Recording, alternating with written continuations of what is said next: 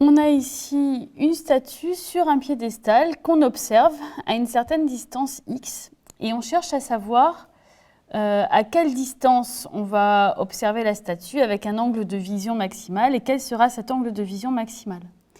Donc ici, l'angle de vision,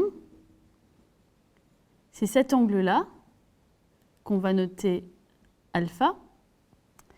Et on va avoir besoin d'introduire cet angle qu'on notera bêta. Et donc ce qu'on voit sur le dessin, c'est qu'on a les relations tangentes alpha plus bêta. Donc alpha plus bêta, c'est la somme de ces deux angles. Tangente, c'est côté opposé sur côté adjacent. Et donc tangente alpha plus bêta, c'est S plus P, donc la hauteur totale, divisée par la distance. Et on a aussi tangente bêta égale, donc cette fois-ci, le côté opposé c'est P, le côté adjacent c'est toujours la distance x, donc tangente bêta égale P sur x. Et nous, ce qu'on cherche, c'est l'angle de vision alpha de la statue. Donc, on va chercher à récupérer une expression de alpha. Alpha, c'est simplement alpha plus bêta moins bêta. Et donc, alpha plus bêta, c'est en fait arc tangente de tangente alpha plus bêta. Donc, arc tangente S plus P sur X moins arc tangente de tangente bêta, c'est-à-dire arc tangente de P sur X. Et donc, on a ici l'expression de alpha en fonction des deux paramètres P et S qui sont fixés et de la distance X. Et ce qu'on cherche, c'est maximiser alpha en fonction de X. Et pour cela, on va étudier la fonction qui à X associe cette expression qui est donc alpha de X. Alors, x, c'est une distance, c'est la distance du point d'observation au pied du piédestal.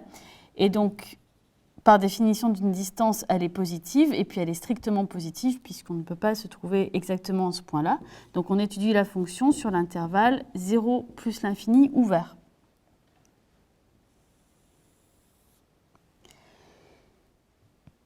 Alors, c'est une fonction donc, qui est bien définie sur cet intervalle, puisque la fonction arc-tangente est définie sur R tout entier. Donc en fait, le seul problème, c'est bien vérifier que x est non nul, ce qui est le cas sur cet intervalle. Et la fonction est continue, même dérivable. Et donc pour faire son tableau de variation, on va étudier sa dérivée, alpha prime de x. Donc on voit qu'on a dérivé la fonction arc-tangente d'une expression. Donc, je vous rappelle que arc-tangente U', c'est donc U' fois la dérivée d'arc-tangente appliquée à U, c'est donc U' sur 1 plus U carré. Donc ici, dans la première expression, U, c'est en fait S plus P sur X. Donc, quand on dérive, on a U' qui est donc moins S plus P sur X carré sur 1 plus U2, donc 1 plus S plus P sur X, le tout au carré. Même chose pour la deuxième expression. Donc cette fois-ci, le U, c'est P sur X, et donc U', c'est moins P sur X carré, et on divise par 1 plus U2, qui est donc 1 plus P sur X, le tout au carré. Alors, ça se simplifie un petit peu. On voit que là et là, si on multiplie en haut et en bas par x carré, on obtient donc moins s plus p sur x2 plus s plus p au carré, plus p sur x2 plus p2. Donc pour faire le tableau de variation, en fait, ce qu'il faut étudier, c'est le signe de alpha prime de x. Donc pour étudier le signe, on va mettre cette expression-là au même dénominateur. Donc le dénominateur, ce sera x2 plus s plus p au carré, facteur de x2 plus p2. Et donc au numérateur, on aura moins s plus p, facteur de x2 plus p2, plus p p facteur de x2 plus s plus p au carré. Donc on va développer, ça donne s2 plus 2sp plus p2. Alors on peut simplifier pas mal de termes. Ici, le moins p fois x2 plus p2 va se simplifier. Ici, donc on a du p x2 plus p3 qui va se simplifier. Donc il va rester du moins s x2 moins s p2 plus p s2 plus 2s p2. Toujours divisé par x2 plus s plus p au carré, facteur de x2 plus p2. Et on peut encore simplifier un petit peu au numérateur. Déjà, on peut mettre s en facteur. Et puis ici, donc, il y a un terme qui se simplifie. Et donc, il reste p carré plus ps moins x carré. Alors, surtout au dénominateur, on ne développe pas, ce n'est pas la peine, puisque ce qui nous intéresse, c'est le signe. Et là, ici, au dénominateur, on n'est que des termes qui sont strictement positifs. Donc, le dénominateur est strictement positif. Et finalement, le signe de alpha prime de x dépend uniquement du signe du numérateur. Alors, on a également que, par hypothèse, S, qui est la taille de la statue, c'est une quantité strictement positive. Et donc, finalement, alpha prime de x est strictement positif si et seulement si P2 plus PS moins x2 est strictement positif. Autrement dit, si et seulement si x carré est strictement inférieur à P2 plus PS, donc on peut mettre P en facteur, c'est-à-dire P facteur de P plus S. Alors, comme on s'intéresse uniquement aux x qui sont dans l'intervalle 0 plus l'infini, donc ici on a supposé dès le départ x strictement positif, c'est équivalent à dire que x est strictement inférieur à racine de p facteur de p plus s. Donc on peut tracer le tableau de variation de la fonction alpha.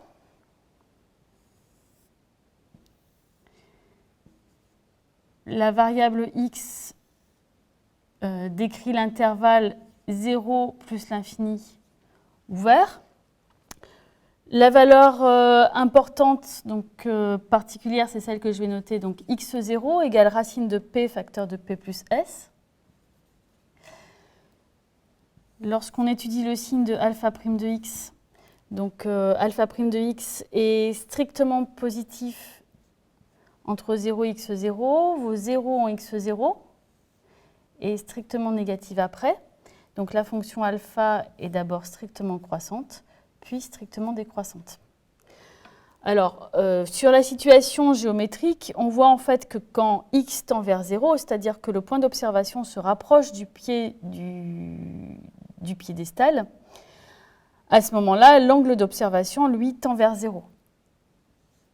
Et de même, lorsque x tend vers plus l'infini, c'est-à-dire lorsque le point d'observation va très très loin de la statue, à ce moment-là, de nouveau, l'angle d'observation tend vers 0.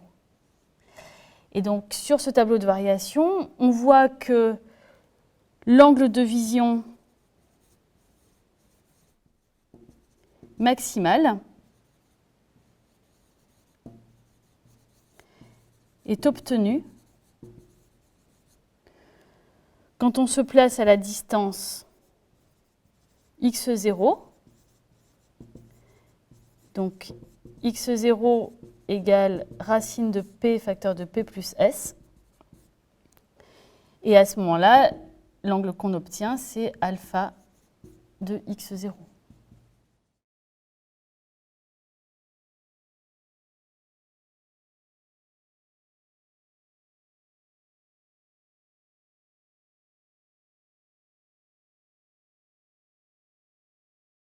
On vient donc de calculer la distance à laquelle il fallait se placer pour avoir un angle de vision maximal. Donc c'est la distance x0 qui est égale à racine de p, p plus s. Et l'angle correspondant est donc l'angle alpha 0. Ici, on a aussi un angle bêta 0. Alors, pour calculer alpha 0, alpha 0, c'est alpha de x0. Donc, dans cette expression, il suffirait de remplacer x par x0. Mais on obtiendrait une expression qui n'est pas très explicite, à une différence de 2 arcs tangentes. Et pour éviter ça, on va faire différemment et commencer par simplifier l'expression, non pas de alpha, mais de tangente alpha. Alors, alpha de x, en fait, c'est la différence de 2 expressions. C'est petit a moins petit b. Et donc, quand on calcule tangente de a moins b, on a une formule. Tangente a moins b égale tangente a moins tangente b sur 1 plus tangente a tangente b. Donc, c'est valable si a, b et a moins b sont dans le domaine de définition de la fonction tangente. Alors, si vous connaissez l'expression tangente a plus b, vous pouvez récupérer celle de tangente a moins b en remplaçant b par moins b. Ici, tangente alpha de x, c'est donc tangente de arc tangente s plus p sur x moins tangente de arc tangente p sur x sur 1 plus tangente de arc tangente s plus p sur x fois tangente de arc tangente p sur x. L'intérêt, c'est que arc tangente, c'est la fonction réciproque de la fonction tangente sur l'intervalle moins pi sur 2, pi sur 2. Et donc, tangente de arc tangente, c'est toujours égal à ce qu'on avait ici dans la parenthèse. Ce qui simplifie l'expression, tangente de arc tangente s plus p sur x, c'est donc s plus p sur x. Tangente de arc tangente p sur x, c'est p sur x. Et on a donc ici une fraction rationnelle en x.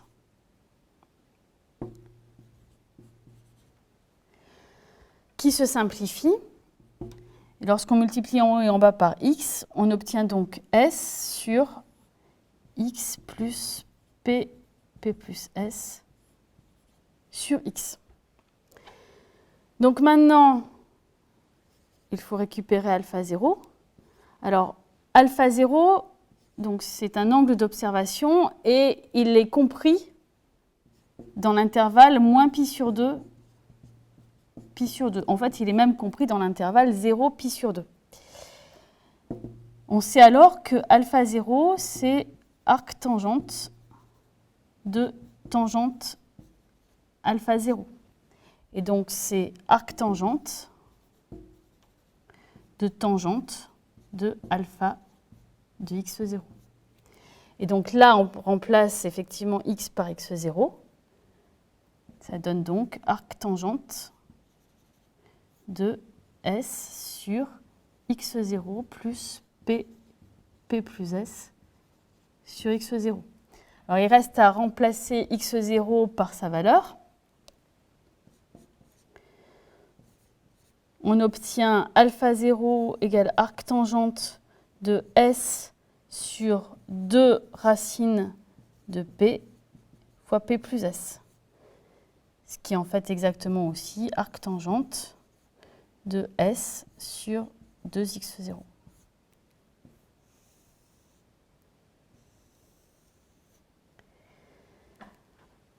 On peut faire par exemple une application numérique sur la Statue de la Liberté.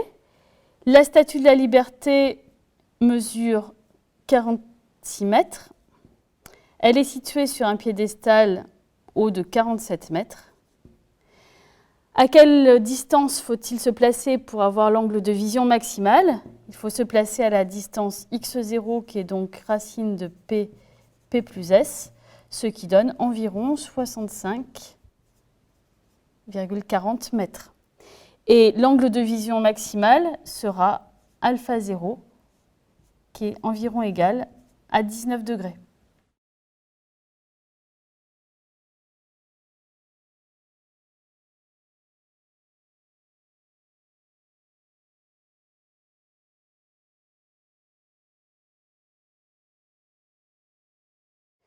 Voici les formules d'addition.